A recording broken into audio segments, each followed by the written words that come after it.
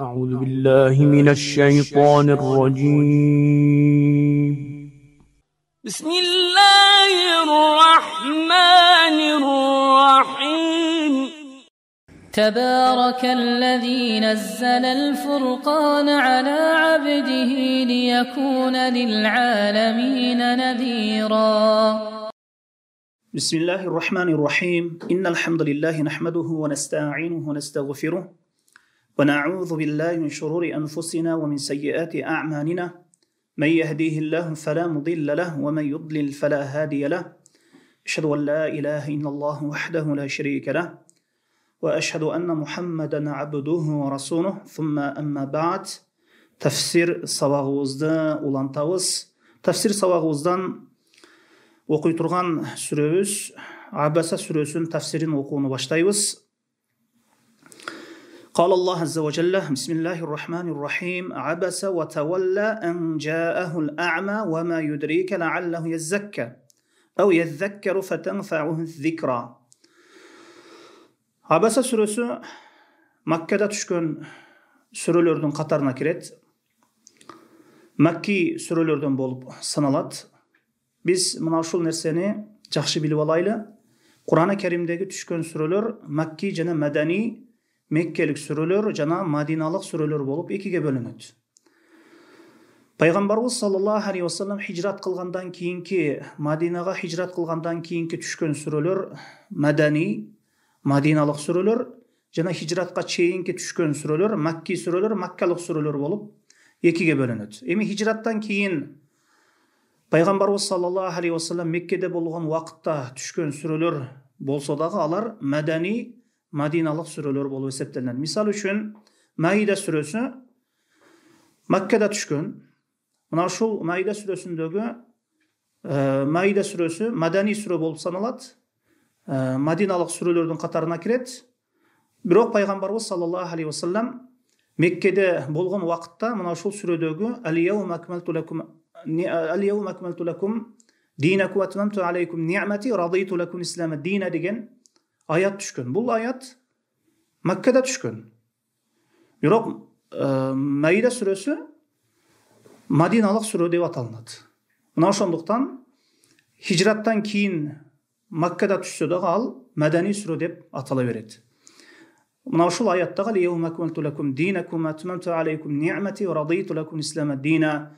Аллах Таала мына ушул аятта айтат: мен силерге диниңерди бүгүн толуктап бердим жана силерге неемат жакшылыктарын толуктадым жана ислам динин дин болушуна силерге ыраазы болдум дейт. Эми Аллах Таала бул сүрөдө Пайгамбарыбыз саллаллаху алейхи ва салламдын бир сахабасы менен байланышкан бир окуя себептүү баяндалат.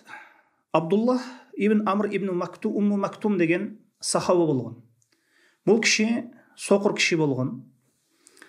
Күндөрдүн биринде Пайгамбарыбыз саллаллаху алейхи ва саллям Маккадагы кадыр барктуу адамдарга даават кылып турган кезде, аларды исламга чакырып турган кезде ушул Умму Мактум, Абдуллах ибн Умму Мактум деген сокур сахаба, сокур киши Пайгамбарыбыз саллаллаху алейхи ва салламдын алдына келип: "О Аллахтын элчиси, Аллах Таала сизге вахий кылган нерседен мага да билдириңиз. Аллах Таала сизге билдирген нерселерден мага да билдириңиз, мага да бир нерсени үйрөтүң. Аллах Таала ошол осуят насаат кылган нерселерден мага да айтыңыз" деген максат менен ислам динин үйрөнүү максатта келген убакытта Пайгамбарыбыз саллаллаху алейхи ва салламдын алдында кадыр барктуу Мекке мушриктеринин эң кадыр барктуу кишилери турган болот. Пайгамбарыбыз саллаллаху алейхи ва саллям аларга исламды жеткирип калуу максатта, эгер алардан бирөөсү ошол кадыр барктуу уруу башчыларынан бирөөсү исламга кирип кала турган болсо, жалпы сахабалар үчүн, ислам үчүн чоң пайда болот деген максатта алардын исламга кирүүсүнө кызыгып Пайгамбарыбыз саллаллаху алейхи ва саллям жанагы келген сокур сахабага, мындайча айтканда Абдуллах ибн Умму Мактум, мына ушул кишиге көңүл бурбай коет. Ошондуктан Аллах Таала Абаса ва тавалла, кабагын бүркөп жүзүн бурду дейт. Кабагын бүркөп жүзүн бурду. Ким? пайғамбар Мұхаммад саллаллаху алейхи уассалам. Ан жаахул а'ма, қачан пайғамбар саллаллаху алейхи уассаламның алдына соқыр кіші келген уақытта. Пайғамбарымыз саллаллаху алейхи уассалам жаңағы Мекке мушриктерменен, алардың басшыларыменен аларға ислам жетіп қалар екен деген мақсатта, алар исламды қабыл алып қала тұрған болса, Убай бин Халаф, Валид ибн Муғира чоң бір пайданы көздеп пайғамбарымыз саллаллаху алейхи уассалам алардың артынан көптеген адамдар исламға кіріп қалады деген мақсатта пайғамбарымыз саллаллаху алейхи уассалам ушул келген соқыр кішіге жақсы көңіл бұрмай қойды. Қабағын бүркеп алады. Қабағын бүркеп жүзін бұрып алады пайғамбарымыз саллаллаху алейхи уассалам. Аға бар кете бер, сен бұл жерде қыла тұрған ишің жоқ, жұмышың жоқ деп андай айтқан емес пайғамбарымыз саллаллаху алейхи уассалам. Ошол Мекке мушриктердің басшыларын аябай даваты қызып, аябай аларды исламға чақырып тұрған кезде, ошол уақытта Абдуллах ибн Умму Мактум келіп қалады да. Келіп, я Расулулла, о Аллахтың елшісі, Аллах Таала білдірген нәрседен мағадағы білдіріңіз, үйретіңіз дегенде пайғамбарымыз саллаллаху алейхи уассалам аға қабағын бүркеп жүзін бұрып алады. Мына ошондо Аллах Таала мына ушул Абаса сүрөсүнүн аталып калуусудағы кашшимирде мындайча айтканда кабак бүркөдү деген маанини билдирет. Ушундай аталынган. Мына ушул себеп Аллах Таала мына ушул окуя себеп Аллах Таала бир аят мындайча айтканда аяттарды түшүрдү. Мына бир сүрө Абаса сүрөсү кабак бүркөдү деп аталынып калды. Ва ма юдрика лааллаху яззакка. О Мухаммад саллаллаху алейхи вассалам мына ушул жерде ва ма юдрика деп пайгамбарыбыз саллаллаху алейхи вассаламга хитап болуп атат. Пайгамбарыбыз саллаллаху алейхи вассаламга кайрылуу болуп атат. Балким сен аны тазалану үчүн келгенин билбейсиң. Ва ма юдрика лааллаху яззакка. Балким ал тазаланганы келгендир. Лааллаху яззакка. Ау яззаккару фатанфау зикра. Же ошол эскермеден эскерме алар. Ошол Аллах Тааладан келген насаат осияттан, ошол вахилерди угуп, ошол аяттардан угуп, хадистерден угуп өзүнө бир эскерме алар. Же ошол эскерме ага бир пайда берер дейт. Эми дават кылган кезде адамдарды жакшылыкка чакырып, жамандыктан кайтырган кезде бай менен кедейдин айырмасы жок. Пайгамбарыбыз саллаллаху алейхи вассалам бул орунда жанагы сахаба келген вакытта, көзү соқыр киши келген вакытта байларга дават кылып турганда, анан аларды исламга келүүсүн кызыгып, алар исламга кирип калса, жалпы сахабалар үчүн, жалпы ислам үммөтү үчүн, ошол жалпы Меккедеги сахабалар үчүн, ислам үчүн чоң бир пайда болуп калар деген максатта пайгамбарыбыз саллаллаху алейхи вассалам алар даваты менен алек болуп калып, жана соқыр киши келген вакытта айттык, кабагын бүркөп алды. Мындайча айтканда кабагын бүрүп жүзүн бурду дейт. Эми бул бир себеби, аларды исламга кирүүсүнө аябай кызыкты пайгамбарыбыз саллаллаху алейхи вассалам. Экинчи бир себеби, бул кедей кембагалдар, ошол соқыр адам жанагы байлардын алдында, ал байлар ушундай соқыр кедей адамдарды көп нерсе Мекке мушриктери эми алар өздөрүнөн төмөн сезет болчу. Мекке мушриктери пайгамбарыбыз саллаллаху алейхи вассалам алгач вахийни алып келген вакытта, исламды алып келген вакытта пайгамбарыбыз саллаллаху алейхи вассаламга ээрчиген адамдардын эң биринчилери кедейлер болгон. Эң биринчилери кедейлер, кулдар болгон. Билал ибн Рабах, Хаббаб ибн Арат, мына ушундай кедей, Аммар ибн Ясир, мына ушундай кедейлер биринчи ээрчиген. Кедейлер Мекке мушриктердин алдында, алардын көз карашында өтө бир төмөн саналган кул катары алар эсептеген адамдар болгон. Мына ошондуктан пайгамбарыбыз саллаллаху алейхи вассалам ошол Мекке мушриктердин байларына, кадыр бартуу адамдарына дават кылып жаткан кезде, эгер ошол соқыр адамга көңүл буруп кете турган болсо, алар бул соқыр адамды өтө бир төмөн адам деп эсептейт деп, Мухаммад ага биз төмөн деп эсептеген адамга көңүл бурду деген максатта пайгамбарыбыз саллаллаху алейхи вассалам даватын укпай коёу деген максатта пайгамбарыбыз саллаллаху алейхи вассалам ошол соқыр киши келген вакытта кабагын бүркөп жүзүн буруп алды дегени. Бул бир себеби. Эки себеби бар экен да. Биринчи себеби жана айттык, аларды исламга кирүүсүнө, ошол Мекке мушриктердин кадыр бартуу адамдардын исламга кирүүсүнө аябай кызыкты пайгамбарыбыз саллаллаху алейхи вассалам. Ал эми экинчи себеби, бул пайгамбарыбыз саллаллаху алейхи вассалам өзүнүн жеке иштихади, аллаху алам, өзүнүн жеке бир иштихади болду. Ал кадыр бактуу адамдардын алдында бул кедей кембагалдар өтө бир төмөн адам деп эсептелгендиги үчүн пайгамбарыбыз саллаллаху алейхи вассалам ошол сокур кишиге көңүл бурбады. Мына Нух пайгамбарга дагы биз сени көрүп турабыз, сени кимдер ээрчип аткандыгын, сени бир өтө бир төмөн, бир кедей кембагал, колунда жок эч бир жылаң аягы эле жүргөн адамдар ээрчип атат. Биз кор эсептеген адамдар, өтө бир төмөн эсептеген адамдар сени ээрчип атат о Нух деп мына ушундай айтышкан экен Нух пайгамбарга дагы. Эми ислам дааватында бай кедейдин айырмасы жок. Аллах Таала эмнени адал кылган болсо, бул нерсе байларга дагы тийиштүү, кедейлерге да тийиштүү. Аллах Таала эмнени арам кылган болсо, бул нерсе байларга дагы тийиштүү, кадыр бактуу адамдарга дагы тийиштүү, кедейлерге тийиштүү, баарына тийиштүү. Дааватта, эми ислам дааватында адамдарды жакшылыкка чакырууда, исламга чакырууда, жамандыктан кайтарууда эч бир кедей бай деп айырмаланбайт. Эми кайдан билесиң, эми ошол адам тазаланганы келгендир. Абдуллах ибн Мактум балким тазаланганы келгендир, бир эскерме алганы келгендир. Ошол эскерме ага пайда берер дейт. Ал эми сен байлар келген убакытта, кадыр бактуу адамдар келген убакытта алар менен бирге болуп алдың дейт пайгамбарыбыз саллаллаху алейхи вассалам. Ал эми алар менен эмне алектенип аларга бет алдың. Мындайча айтканда, алар менен алек болуп калдың. Байлар менен алек болуп калдың. Эми имам Бухари рахимахулла өткөн салихиндердин жашоосунда дагы бизге өтө көп мисалдар бар. Имам Бухари рахимахулла Бухарага келген убакытта Бухаранын амири имам Бухарини келип менин балдарыма сабак берсин деп амир чакыртырган убакытта имам Бухари айтат, илимге бирөө барбайт. Илим берем деп мындайча айтканда барбайт. Имам Бухарини ошол бир мындайча айтканда азыркы тил менен айтканда бир чоң бир амир, чоң бир президент чакырып атат.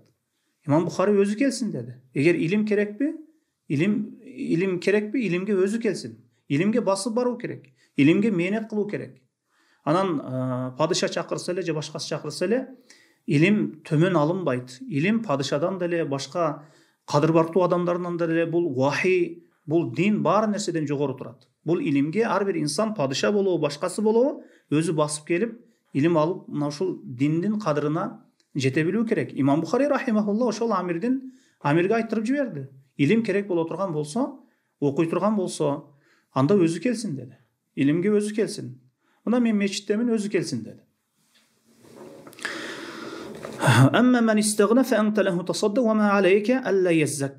Эми ошол бай адамдар тазаланабы, хидаятка келеби, келбейби? О Мухаммад саллаллаху алейхи вассалам, бул нерсеге сен жоопкер эмессиң. Сенин максатың жеткирүү гана. Пайгамбарыбыз саллаллаху алейхи вассаламдын милдети мына ушул динди Жебирел алейхиссаламдан кандай алган болсо, дал ошондой айтып жеткирүү ушул пайгамбарыбыз саллаллаху алейхи вассалам милдети болгон. Пайгамбарыбыз саллаллаху алейхи вассалам милдети болгон. Пайгамбарыбыз саллаллаху алейхи вассалам жана башка пайгамбарлардын милдети баарысы адамдарга динди хидаятты жеткирүү болгон. Ва амма ман жаака яс'a. Ал эми сенин алдыңа чуркап келген адам, ва ху яхша. Ал Аллах Тааладан коркуп келди дейт. Аллах Тааладан коркуп келди дейт. Бул Абдуллах Амр ибн Мактум эле жана айтканыбыздай эле, жана сокур киши эле, ал Аллах Тааладан коркуп келди. Аллахтын азабынан коркуп келди. Аллахтын аяттарына кызыгып, Аллах Таала не деп айтыптыр, неден кайтарып жатат экен, неге буйруп жатат экен деген максатта мына ошол нерсени билип, Аллах Тааладан корккон абалда келди дейт. Фа'анта анху талаха, сен андан кабагыңды бүркөп жүз буруп, ошол бай адамдар менен, кадыр бактуу адамдар менен Аллахды болуп калдың, алектенип калдың дейт.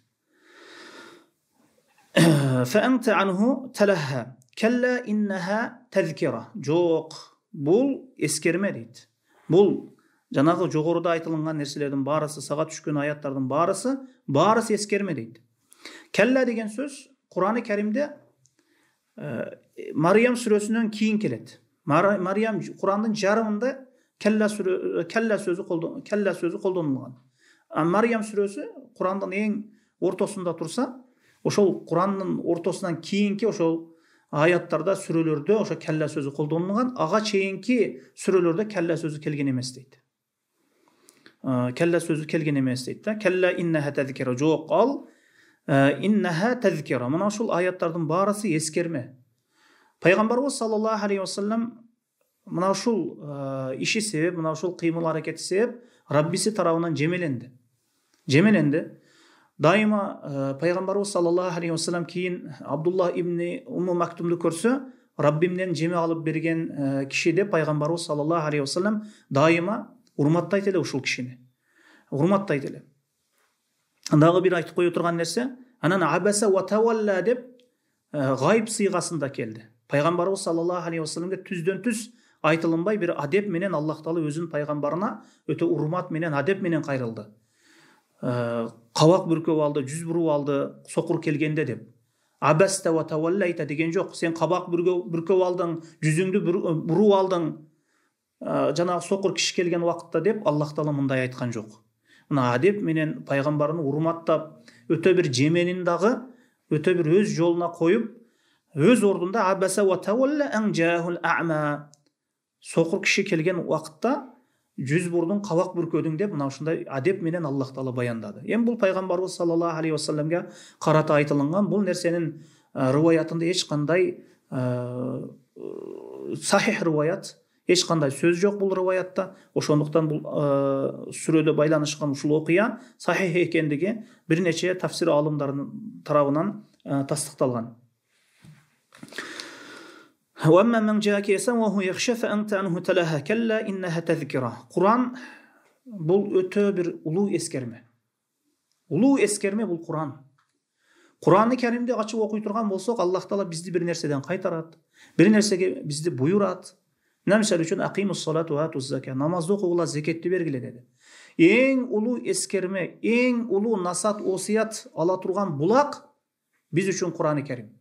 Ошондуктан Аллах Тааланын сөзүнөн башка бир жактан бир өзүбүздүн жүрөгүбүздү тойгуза турган, бир дене рухубузду рахаттандыра турган башка бир нерсени издебей эле коелу. Бул Кур'ан-ы Керим жана пайгамбарыбыз саллаллаху алейхи вассалам сүннөтү. Мына ушул Кур'ан-ы Керим биздин жүрөктөрүбүздү тынчтандат. Эң бир эскерме ала турган осуят насааттын булагы мына Кур'ан-ы Керим. Мына келла иннаха тазкира жок деп атат мына эми. Иннаха тазкира бул эми сага айтылган мына ушул жемелер, мына ушул түшкөн аяттардын баарысы о Мухаммад саллаллаху алейхи вассалам Раббиң тарабынан бир эскерме, осуят насаат. Фаман шаа закара. Ким эми кааласа бир эскерме, бир осуят насаат алсын дейт. Эми бул жерде динде ыктыярдуулук деген нерсе бар. Эми каалаганыңды жасай бер деген нерсе жок. Каалагандай бас, каалагандай турам деген нерсе жок. Бирок инсан баласын мына коркутуп, фаман шаа закара. Ким кааласа эскерме алсын дегени, ошол эртең мына ушул нерселерден эскерме алып жашасын. Эртең баары бир каалабай Аллахтын алдына барат. Ошондо же инсандын акыр акыбети тозоку болот, же бейиши болот, же жаннаттык болот. Фаман шаа закара. Ким кааласа эскерме алсын дейт. Эми бул жашоодо кандай жашабагын баары бир жазасыз калбайсың. Жакшы болсоң, сөзсүз жакшылыгыңды, сыйлыгын аласың. Ал эми жаман болсоң, сөзсүз жазаңды аласың. Эч ким кылган иштерин жаман жакшысы болсун, эч ким жазасыз калбайт. Жана ажыр соопсуз да калбайт. Фаман шаа закара фи сухуфин мукаррама. Мына ушул аяттар, мына ушул Кур'ан-ы Керим, мына ушул улуу, таза, пакиза барактарда дейт. Эми фи сухуфин мукаррама деген ошол кээ бир тафсир алымдары лахул махфуздагы деп айтышат. Мына ушул ыйык, таза, пакиза барактарда дейт. Марфуатин мутаххара, бийик, таза, бийик орундарда дейт.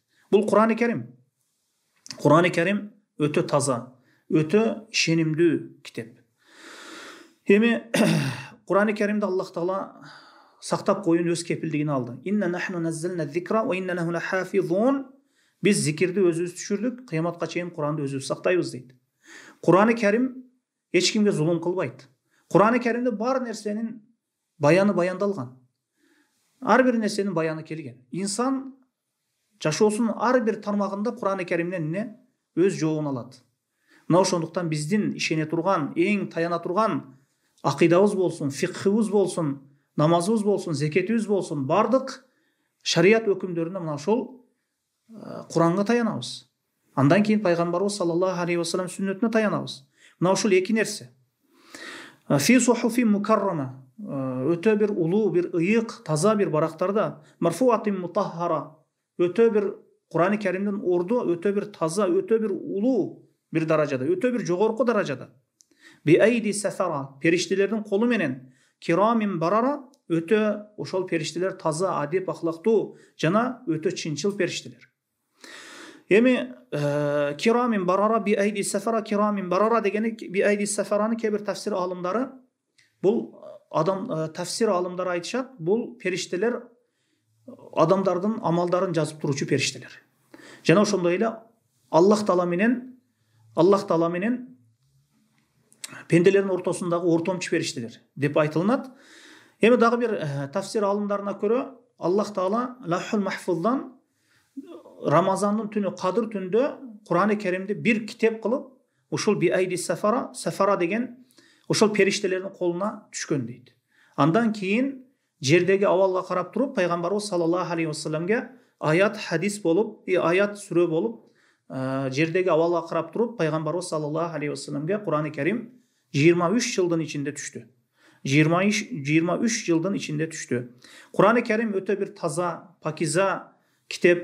Jana ошондой biz Kur'an-ı Kerim'de okuganda dagı, mına tilavat kılganda dagı darat menen okuyubuz.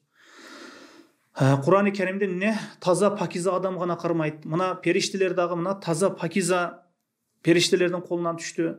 Kur'an-ı Kerim'de hiç bir tamgası özgörbeydi.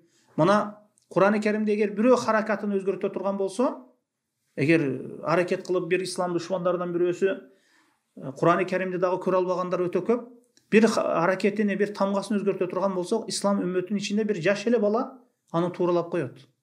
Antikeni jaş baldar mına alhamdulillah azırkı kezde Kur'an-ı Kerim'de jatka bilişet. Kur'an-ı Kerim'de jatka bilişet. Mına oşonduktan Kur'an-ı Kerim öte bir çoğun bir nimet. Öte bir çoğun bir nimet. Oşonduktan Kur'an-ı Kerim'de okup anın mani mаңызына düşüngөнгө hareket jasoobuz керек eken. Jana